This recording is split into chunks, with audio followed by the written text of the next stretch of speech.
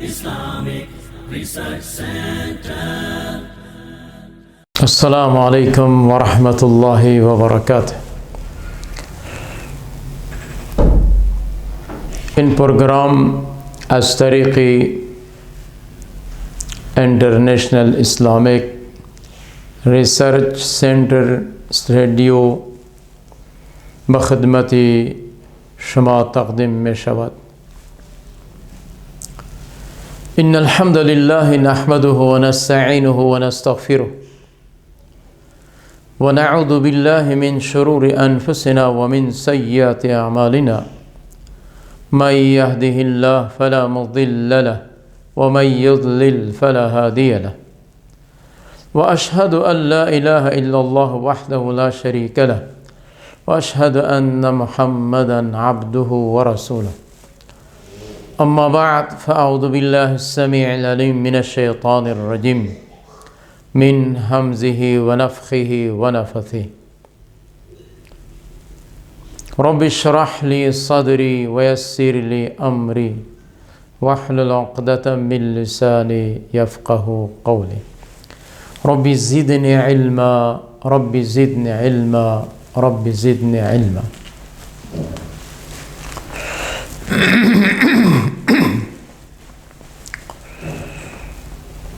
أعوذ بالله من الشيطان الرجيم. بسم الله الرحمن الرحيم. ألف لام ميم. ذلك الكتاب لا ريب فيه هدى للمتقين الذين يؤمنون بالغيب ويقيمون الصلاة ومما رزقناهم ينفقون والذين يؤمنون بما أنزل إليك وما أنزل من قبلك وبالآخرة هم يوقنون أولئك على هدى من ربهم وأولئك هم المفلحون وأولئك هم المفلحون. الآية. والذين يؤمنون بما أنزل إليك وما أنزل من قبلك. اوصاف متقین تقریباً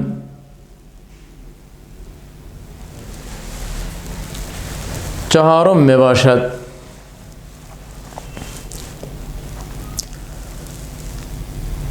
در صفت اول هم ذکر شده بود که الذین یؤمنون بالغیب. متقی آن شخصی را گفته می شود که ایمان بالغیب داشته باشد. همچنین این لفظ را دوباره یاد آور شده است، ذکر شده است که والذین یؤمنون، آن اشخاص هایی که ایمان آوردن، ایمان دارند، بما انزل الیک، با آن اشیا، با آن چیزی که، با آن وحی که به طرف تو نازل شده است، و ما انزل من قبلک، و آن چیزی که پیش از شما نازل شده است. اشاره به طرف رسول اکرم صلی الله علیه و آله و سلم. چیزی که در موجودگی شما نازل شده و آن وحی کتب صحائف که قبل از شما به دیگر انبیاء و رسول نازل شدن ایمان دارند.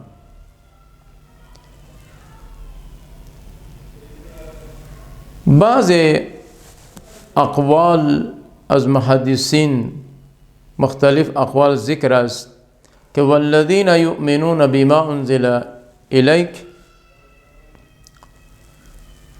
این خطاب است به اهل عرب، با ایماندارانی که از اهل عرب می باشند.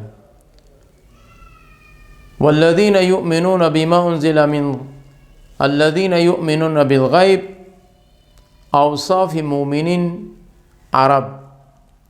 والذین یؤمنون بما انزل الیک، در این اوصاف اهل کتاب کسانی که ایمان دارند بر رسول اکرم صلی الله علیه و آله و سلم ایمان آوردند. چنانچه ابن عباس رضی الله عنه می فرماید که در ایمان هر آن چیزی که از طرف الهی وحی شده است بر رسولش از نگاه ایمان بالغیب، اقامت الصلاة و آن چیزی که الله رب العالمین برای انسان داده است از احساناتش، انعاماتش، آن را خرج میکند و آن چیزی که بر محمد رسول الله صلی الله علیه و سلم نازل شده است و آن کتب یا صحایفی که پیش از رسول اکرم صلی الله علیه و سلم به دیگر انبیا و رسول نازل شدند ایمان دارند، ایمان آوردند. و بالآخرت هم یوقنون، و بر روز آخرت هم ایمان دارند، یقین دارند.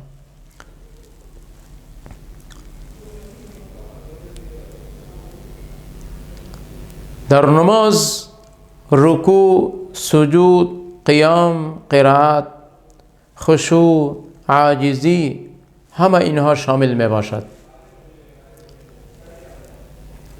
تنها به لفظ نماز انسان اکتفا نکند، به ظاهری ارکان انسان اکتفا نکند که ما در مسجد رفته تنها من نماز گزاریدم، نماز خوانده آمدم. اگر امام باشد یا مقتدی باشد، کما حقه ارکان و شرایطی که در نماز است کما حقه ادا کند، نماز وی درست و قبول می باشد. به خاطر خانه پوری کردن، به خاطر نام، به خاطر همسایه‌داری، به خاطر قومداری، به خاطر این که من در نزد یار و دوستم بدنام، سبب تهمت و ملامت نشوم، نماز میگذارد.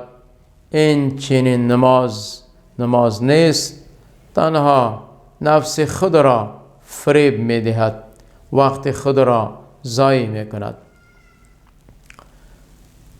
در نماز شرایط قبلا هم ذکر شده بودم، یادآور شده بودم که برای نمازی شرط است که در تمام افعال و کردار آن شخص صفایی، پاکی بوده باشد. از نگاه خورد و نوش، از نگاه وضو، از نگاه لباس، از نگاه جسمش پاکیزگی، صفایی بوده باشد و یقین کامل بر پروردگارش داشته باشد، بر وحدانیت از او، بر تمام اوصاف آن اعتقاد کامل داشته باشد، یقین کامل داشته باشد. و در زمانی که در داخل نماز داخل می شود، به این معنا که تکبیر تحریمه را گرفته، دستای خود را در سینه‌اش پیش روش بند میکند، در این اثنا خشوع و عاجزی داشته باشد، تمام ارکان نماز را کما حقه با آن شکل، با آن فعل، با آن واردات از رسول اکرم صلی الله علیه و سلم صحابه کرام شده است عمل کند، نمازش قابل قبول است، درست است. والذین یؤمنون بما انزل الیک، ابن عباس رضی الله عنه و ابن مسعود رضی الله عنه و دیگر بعد از صحابه کرام رضوان الله علیهم اجمعین چنانچه سدی نقل قول کرده است و همچنین بر این نقل قول سدی ابن جریر رحمهم الله اتفاق کرده است که این در این اهل کتاب شامل می باشد. این اوصاف که را دوباره ذکر کرده است، عرب بوده باشد یا اهل کتاب بوده باشد، این اوصاف را که دوباره ذکر کرده است والذین یؤمنون بما انزل الیک، این وصف صفت است. یک صفت را دوباره ذکر کردن به خاطر وضاحت می باشد، به خاطر تکمیل کامل می باشد. در این کدام شک و شکوکات، کدام خدشه، کدام تفرد وارد نمی شود. لہذا در متعلق اهل کتاب چنانچه در سورة آل عمران و در سورة قصص الله رب العالمین ارشاد فرموده است و این من اهل الكتاب الا لیؤمنن به و این من اهل الكتاب من یؤمن بالله و ما انزل الیکم و ما انزل الیهم. و من اهل الكتاب، بعضی از اهل کتاب آن اشخاص هایی که هستند اونها به طرف شما، چیزی که به طرف شما نازل کرده شده است قرآن کریم است، رسول اکرم صلی الله علیه و آله و سلم سنت مبارک است، ایمان دارند. و آن چیزی که پیش از رسول خدا صلی الله علیه و آله و سلم نازل شده با کتب سماوی و صحف ایمان دارند. لہذا برای همچنین مردم دو اجر از نگاه قول رسول اکرم صلی الله علیه و آله و سلم صادر شده است. هر امتی که در زمانی که زندگیش رسول آمد، رسول از دنیا بر وقت مقررش خداوند فوتش کرد، موت برش آمد، برخاسته شد و او امتی فی الحال زنده است. در وقت زندگی آن پیغمبری که آمده بود با آن احکاماتش و شرایع آن و شریعت آن پیغمبر ایمان داشت، عمل میکرد. زمانی که امتی زنده است اما آن پیغمبر از دنیا رحلت نمود، بعد از آن دیگر پیغمبر آمد، دیگر رسول آمد، این امتی با رسول اولی هم ایمان داره، یقین داره، عمل کرد داشت و به این رسولی که بعد آمد همچنین ایمان داره و اعتقاد داره و شریعت این رسول عمل میکند. برای همچنین اشخاص دو اجر رسول اکرم صلی الله علیه و آله و سلم ارشاد فرمودند. و در احادیث وارد شده است که برای چند اشخاص دو اجر داده می شود. یکی برای همچنین اشخاص، دوم برای آن شخصی که غلام خود را آزاد میکند، تربیت اسلامی میکند، آزاد میکند. و همچنین آن شخصی که در نزد آن کنیز می باشد، کنیز را تربیت اسلامی کرده آزاد میکند، اسلام را قبول میکند. در متعلق غلام آن مسئولیتی که از طرف مولاش بالایش هست، آن مسئولیت را تمام حقی امو مولای خود را ادا میکند و همچنین حقی که در بالای آن از طرف خداوند است حق آن را هم ادا میکند. لہذا برای همچنین غلام دو اجر می باشد. در متعلق کنیز، زمانی که این مولاش مالکش تربیت میکند تربیت اسلامی و این کنیز اسلام را قبول میکند و مولای از دین را آزاد میکند، بعد از آزاد کردن با او نکاح میکند، بعد از نکاح کردن با او ازدواج شرعی را جاری میسازد، لهذا برای همچنین شخص هم دو اجر داده می شود. و ما انزل من قبلک، چنانچه در سورت آخر بقره آخر رکوع الله رب العالمین ارشاد فرموده است: آمن الرسول بما انزل الیه من ربه والمؤمنون الی آخر. رسول ایمان آورده با آن چیزی که الله برش حکم کرده است، با آن چیزی که الله برش وحی کرده است، و همچنین آن اشخاص هایی که ایماندار هستند. رسول تنها به یک وحی الهی که کتب من حیث کتب ده باشد، علاوه از این به فرشتگان، با آن چیزی که از طرف خداوند از طریق وحی می آید، کما حقه، این رسول ایمان دارد، ایمان آورده است. و برای امتانش هم الله رب العالمین در سورت نساء ارشاد فرموده است: یا ایها الذین آمنوا آمنوا بالله و رسوله والکتاب الذی نزل من قبل والکتاب الذی انزل من قبل الی آخر. ای اشخاصانی که شما ایمان آوردید، ایمان بیارید با آن چیزی که برای رسول خدا نازل شده است، با آن چیزی که پیش از رسول خدا نازل شده است، کتب سماوی، صحف، و بر روز یوم البعث، بر روزی که حساب و کتاب می شود، جهنم، جنت آن روز پیش می شوند برای انسانها، به چشم سر مشاهده می کنند، می بینند. این امتی را حکم است که با تمام آن چیزی که از طرف خداوند و رسولش حکم شده است، کما حقه ایمان بیارد، ایمان دارد، ایمان داشته باشد، یقینی کامل داشته باشد، تب ایمان آن مکمل می باشد. و بالآخرت هم یوقنون، برود آخرت یقین دارد.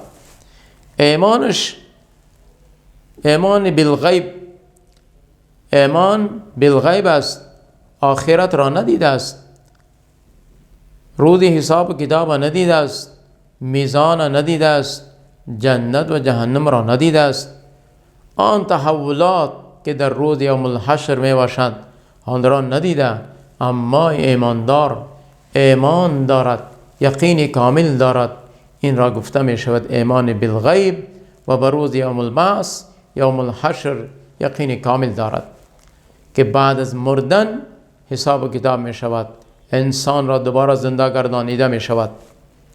بعضی از گروه ها عبارت از مرزایی عقیدهشان این است که چنانچه در سورت عنکبوت الله رب العالمین ارشاد فرموده است: و این الدار الاخرة لهی الحیوان، اینجا و بالآخرت هم یوقنون، آنها عقیدهشان این است که اینجا مراد قیامت نمی باشد، این بحث است. اگر زندگی حیات باقی باشد انشاءالله در سورت عنکبوت صحبت میکنیم. اولئک علی هدی من ربهم و اولئک هم المفلحون. این جماعت بر هدایت می باشند از طرف پروردگارشان. این جماعتی که دارای این اوصاف مذکور می باشند. اوصاف مذکور چی بود؟ ایمان بالغیب، اقامت الصلاة، مالی که خداوند برای انسان داده در راه حکم الله و پیغمبرش خرج میکند، و با آنچه بر پیغمبر نازل شده است و به دیگر پیغمبرها قبل از رسول اکرم صلی الله علیه و سلم نازل شدند، و بر روز یوم البعث و بر روز آخرت ایمان دارد. این چنین اشخاصها از طرف خداوند بر هدایت می باشند.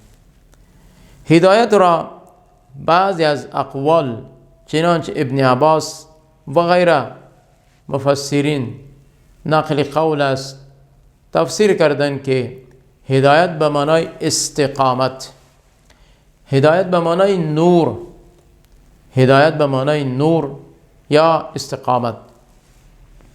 این جماعت بر هدایت می باشند از طرف پروردگارشان.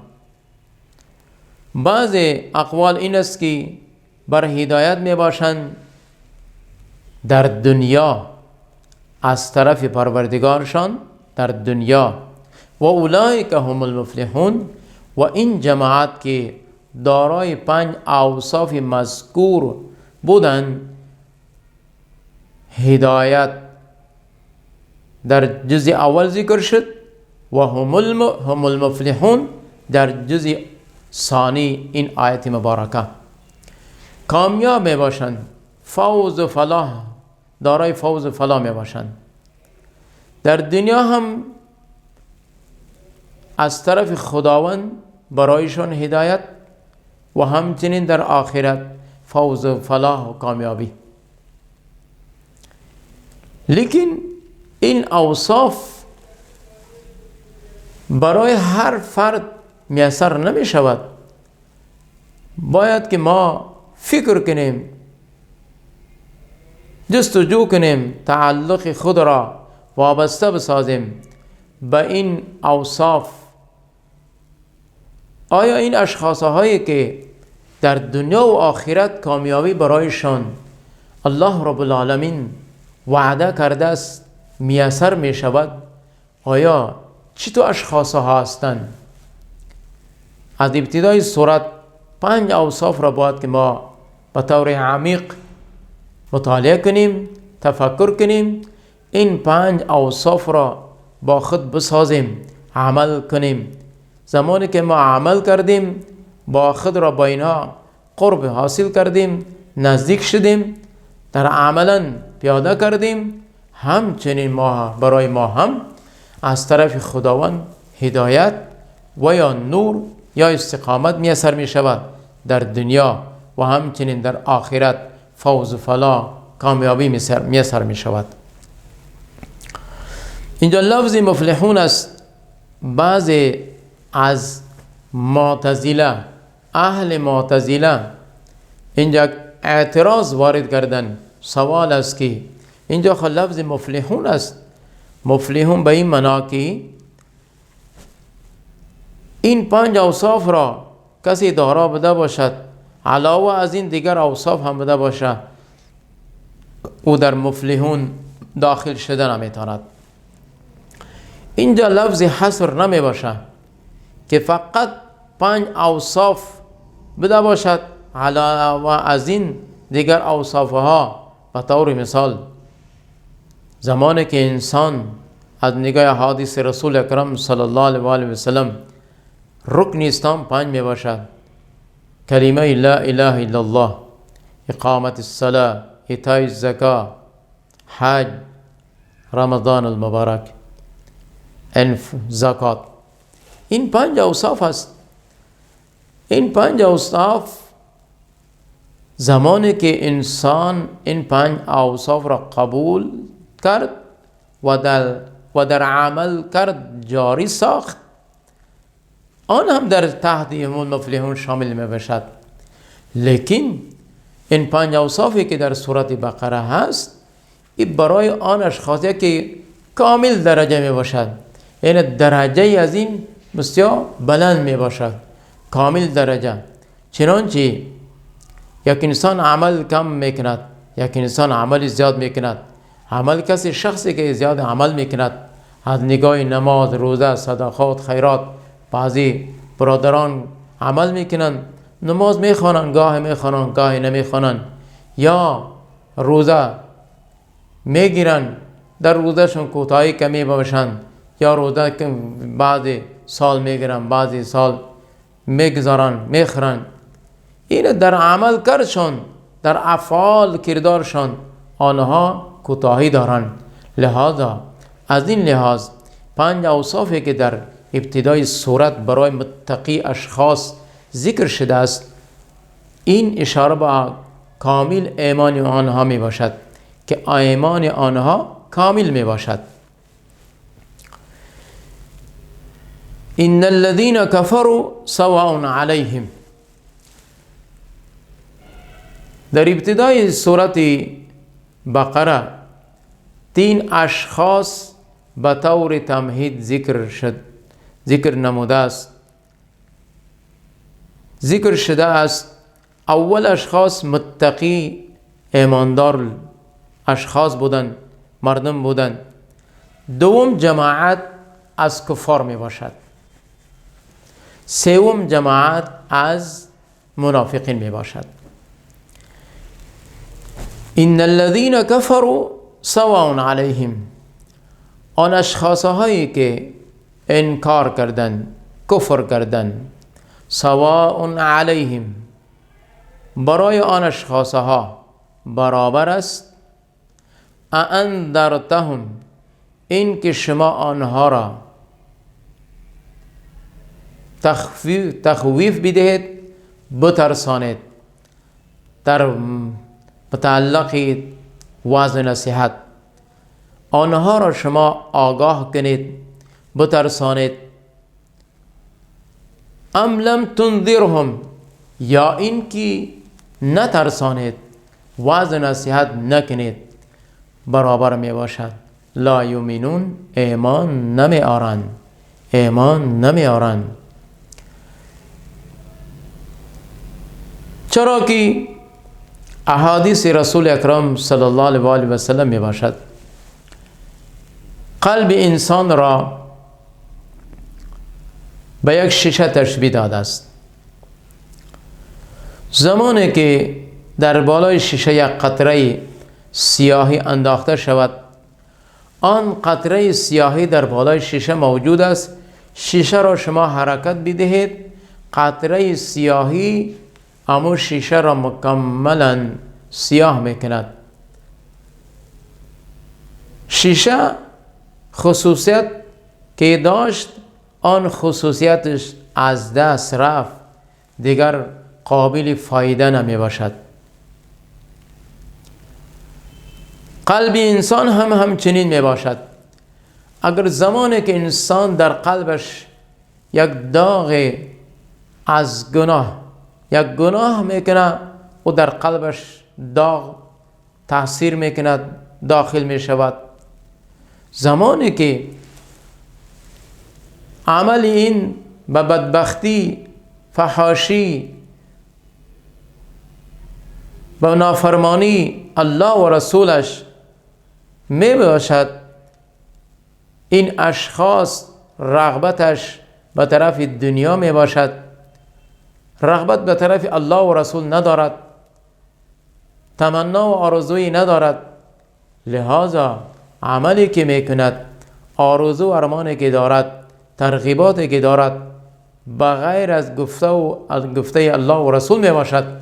لہذا آنچین گناهی که می کند، آن گناه در قلبش زیاد شده می رود، بالآخر قلب آن سیاه می شود، دیگر امکانات تأثیر توحید در آن نمی باشد. لہذا الله رب العالمین مهر جباریت را می زند. ختم الله على قلوبهم و على سمعهم. برای این چنین اشخاصها شما شب و روز دعوت توحید را پیش کنید، به دلایل عقلی و نقلی بفهمانشان، نصیحت برایشان بکنید، از هر قسم نرمی پیش بیایید، با لهجه خوش پیش بیایید، با جبین پیشانی باز پیش بیایید. اما دعوت و تبلیغ شما برای این مردم ها تأثیر ندارد. چرا؟ به خاطر اینکه الله رب العالمین بر قلبهای اینها و بر چشمهای اینها و بر گوشهای اینها مهر زده است. بر قلبهایشان و بر گوشهایشان مهر زده است. زمانی که مهر جباریت زده شد، برای این چنین اشخاصها یکسان برابر می باشد که حق بیان کن یا نکن، وعظ نصیحت کن نکن، بفهمانشان هر آن چیزی که شما کوشش میکنی فایده ندارد. اما از نگاه شرع، از نگاه سنت رسول اکرم صلی الله علیه و آله و سلم برای امتانش حکم این است که شما نصیحت خود را، وعظ، دعوت، تبلیغ خود را جاری بسازید. کسی که قبول میکند، عمل میکند، فایده برای آن شخص است، اگر نمیکند گناه برای آن شخص است. اما کسی که دعوت کرد، تبلیغ کرد، دعوت کننده را، تبلیغ کننده را، وعظ نصیحت کننده را، کسی که خیرخواهی آرزو و تمناش است برای رضای خداوند می باشد، برای این شخص اجر داده می شود، از اجر خالی نمی باشد. در اینجا لفظ قلب و سمع، مهر بر بالای قلبهای از اینها و بر گوشهای از اینها. در متعلق چشمها الله رب العالمین پرده ارشاد فرموده است: و علی ابصارهم غشاوة و لهم عذاب عظیم. بر چشمهای اینها پرده می باشد. در ظاهرا چشمهای اینها را دیده می شود که صحیح سالم می باشند، اما در متعلق حق دیدن چشمهای اینها نمی بینند. در معامله دنیایی چشمهایشان بسیار تیز تند می باشند، بسیار دور و دراز می بینند، اما در مسئله حق چشمهای اینها، بر بالای چشمهای اینها پرده زده شده است، گرد و غبار می باشد، پرده می باشد که حق را اینها تمیز نمی کنند، نمی بینند. زمانی که چنین حالت بده باشد، الله رب العالمین در آخرا سزای اینها را معین کرده برایشان گفته است که ولهم عذاب عظیم. برای این چنین اشخاصها عذاب می باشد، بسیار عذاب کلان، بسیار عذاب سنگین، عذابی که این عذاب را از تصور بشریت خارج می باشد. انسان با عذاب الهی آگاهی ندارد، با گرفت خداوند، با بندش خداوند که خداوند کسی را گرفت کنه چقدر سخت می بده باشد، وزنی از او یا قوه از او، آن عذاب را ما تصور کرده نمیتانیم. با این معنا که خیلی عذاب سخت، خیلی عذاب سنگین و بسیار عذاب کلان می باشد که از آن عذاب ریاهی خلاصی ندارد. و من الله التوفیق. اقول قول هذا استغفر الله لي ولكم ولسائر المسلمين.